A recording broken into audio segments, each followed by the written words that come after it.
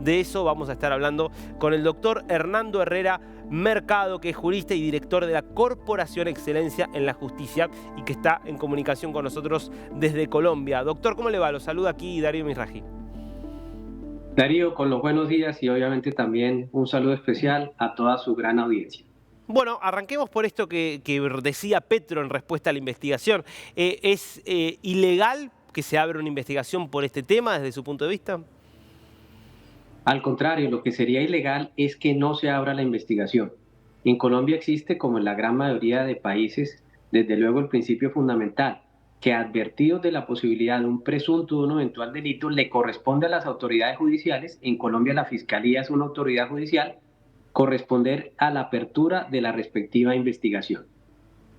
Ahí el fiscal Petro dice, tengo fueros ahora como presidente, tenía fueros como senador, por lo tanto no podrían investigarme. ¿Qué se le responde a ese argumento? La verdad es que la Fiscalía tuvo conocimiento de eso, como bien se anotaba en el informe, Darío, cuando el hijo del presidente mencionó en una declaración espontánea y además concurriendo a la misma con abogado que sí se había surtido ingreso de dinero irregular a la campaña del presidente y que el presidente sí sabía de ello. La Fiscalía entonces lo que hizo no fue abrir directamente la investigación, sino compulsar copias, es decir, enviar esa declaración ante los entes que le corresponde investigar al presidente por el fuero especial o el juez natural que le Bien. corresponde por su condición actual de presidente. Esto es específicamente la Comisión de Acusaciones del Congreso de la República.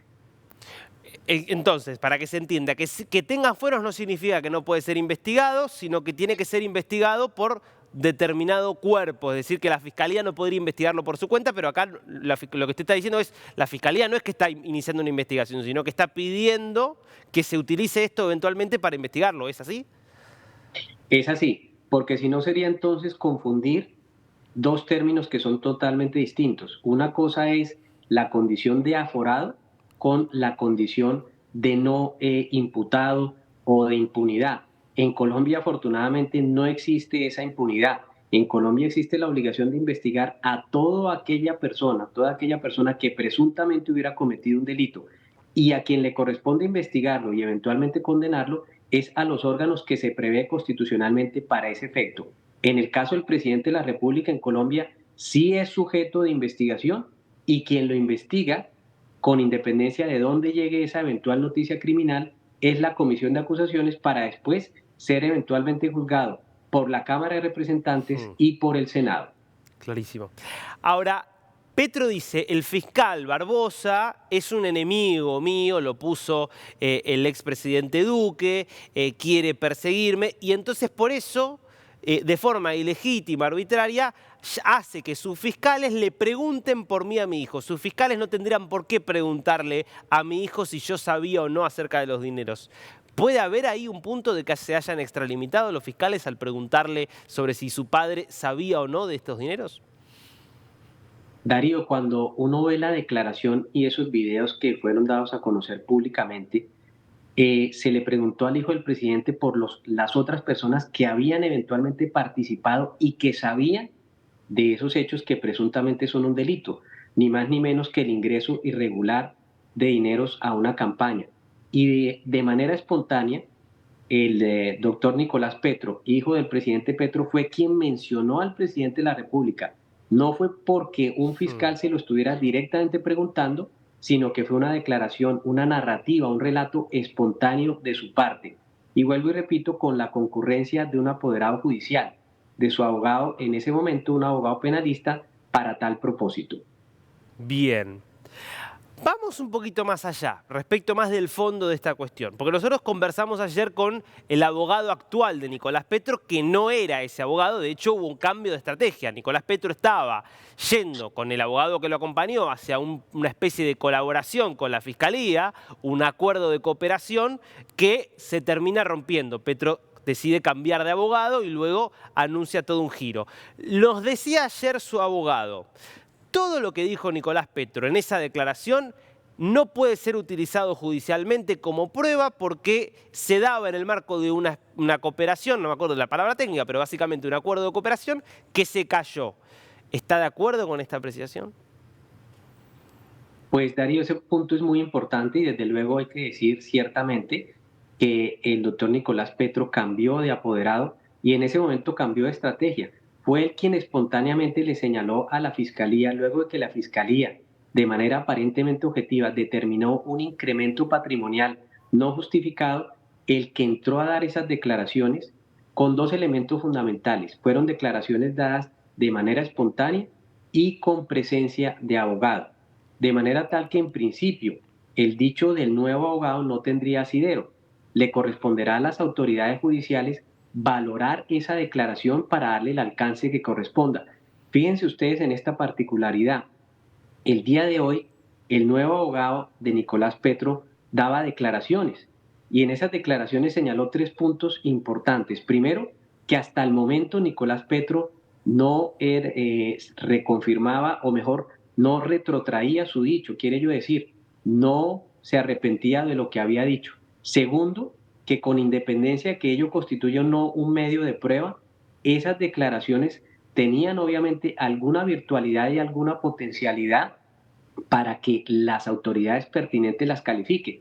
No será entonces la Fiscalía General, será la Comisión de Acusaciones en lo que hace de la eventual responsabilidad disciplinaria o penal del presidente y será el Consejo Nacional Electoral en lo que hace de lo electoral si es que se demuestra que por medio de esos presuntos ingresos irregulares se sobrepasaron los topes electorales, lo que en Colombia también es un delito. Ahora, la cuestión que se investiga en definitiva es si ingresó dinero sucio, vamos a decir, hubo fondos irregulares y un financiamiento irregular de la campaña de Petro.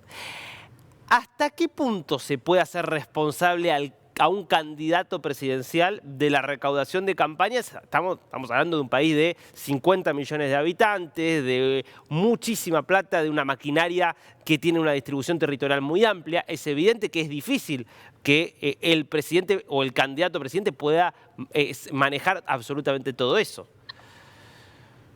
El elemento fundamental a tener en cuenta, Darío, claro, en principio en los avatares, en el fragor de la batalla electoral, uno diría, un candidato podría tener poco tiempo para efectos de estar revisando esos ingresos. No obstante, lo que aquí podría constituir una irregularidad y encartar o enredar judicialmente al presidente es esa declaración de su hijo que más allá de esos ingresos y más allá de sus ocupaciones como candidato, él sabía que esos ingresos bajo ese dicho, estaban ingresando de manera irregular a la campaña. Y además porque aquí existirían dos complicaciones adicionales. La primera de ellas, que el origen de algunos de esos recursos podría venir de ex narcotraficantes, punto ya este delicado. Y lo segundo, que en Colombia, como antes advertíamos, la autoridad electoral fija unos montos máximos para poder invertir en gastos de campaña, en promoción, en divulgación, en giras. Y si se sobrepasan esos montos, se habla entonces de un delito por sobrepasar los topes electorales. Y si se desprendiera entonces, como lo afirmó Nicolás Petro, que el presidente sabía, desde luego eso podría originar una responsabilidad adicional. Lo importante en todo caso será señalar que en Colombia la Comisión de Acusaciones, el ente que le corresponde investigar en primera instancia al presidente, es un eunuco institucional que a lo largo de nuestra historia ha sido incapaz de juzgar anteriormente a presidentes. Y podría ser, excepción hecha de algo milagroso, que aquí pudiera darse exactamente lo mismo. La comisión de acusaciones aquí en Colombia se le conoce también como la comisión de absoluciones porque es un órgano francamente inoperante. Se anticipó a la pregunta final realmente que quería hacerle, porque justamente era eso, si había algún antecedente de algún presidente juzgado, digo, para que se entienda. Uno podría decir Colombia como la antítesis, vamos a decir, de Perú, donde cualquier presidente básicamente se lo declara vacante y es destituido, o incluso de Brasil, donde tuvimos una presidenta como Dilma Rousseff que fue destituida a través de un impeachment y otro que estuvo a punto de ser destituido como Collor de Mello. Eso en Colombia no ha ocurrido nunca ni se ha acercado a que se ocurriera. Es curioso, Darío, esta particularidad y es muy buena por eso la pregunta también. En Colombia existe ese mecanismo, existe esa posibilidad como existe en otros países latinoamericanos o de otros hemisferios, pero diríamos que es una oportunidad o un mecanismo no utilizado o no desplegado.